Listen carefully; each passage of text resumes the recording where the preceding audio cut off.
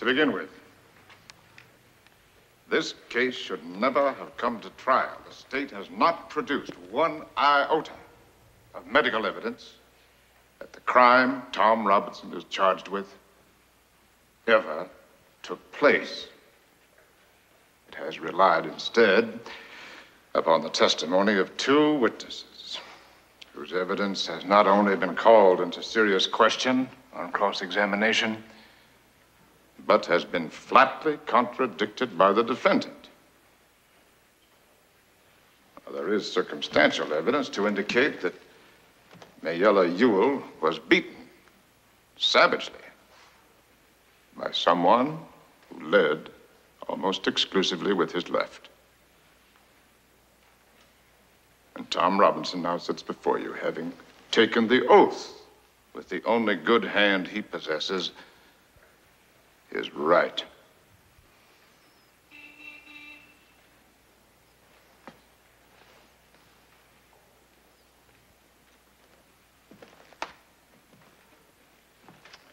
I have nothing but pity in my heart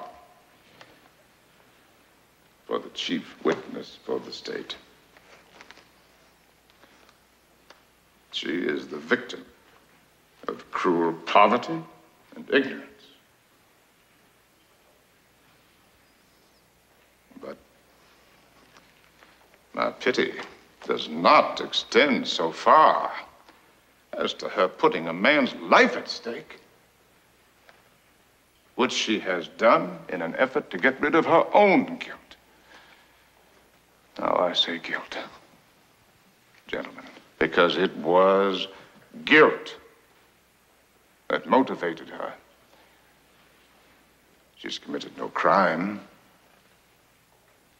She has merely broken a rigid and time-honored code of our society. A code so severe that whoever breaks it is hounded from our midst, is unfit to live with. She must destroy the evidence of her offense. But what was the evidence of her offense? Tom Robinson, a human being. She must put Tom Robinson away from her. Tom Robinson was to her a daily reminder of what she did.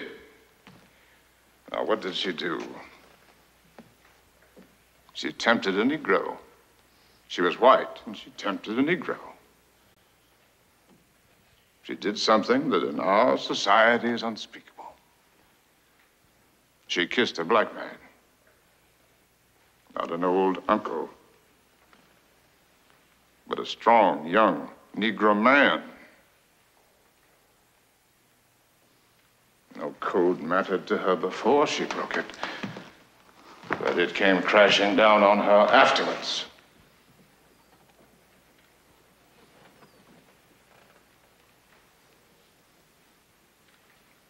The witnesses for the state, with the exception of the sheriff of Macon County, have presented themselves to you gentlemen, to this court, in the cynical confidence that their testimony would not be doubted.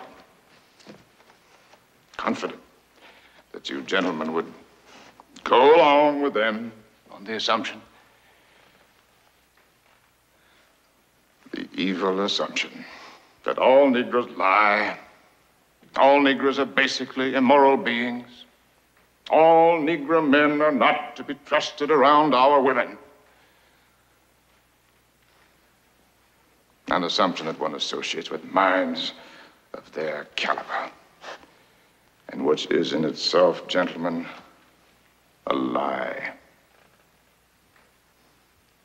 which I do not need to point out to you.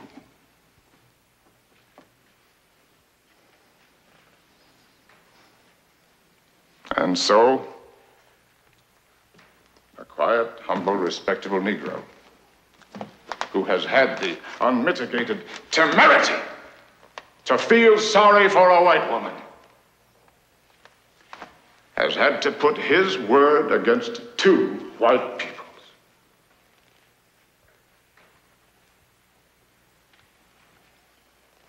The defendant is not guilty.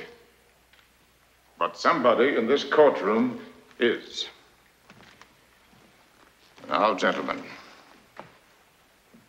in this country, our courts are the great levelers. In our courts, all men are created equal. I'm no idealist to believe firmly in the integrity of our courts and of our jury system. That's no ideal to me.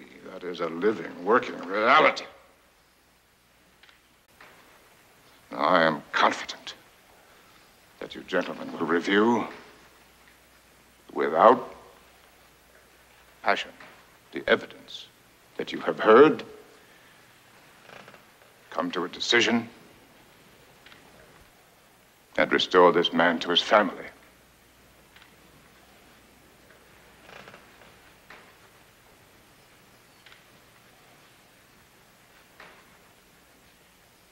In the name of God,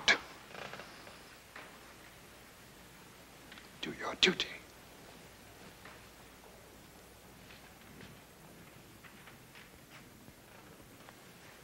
In the name of God, believe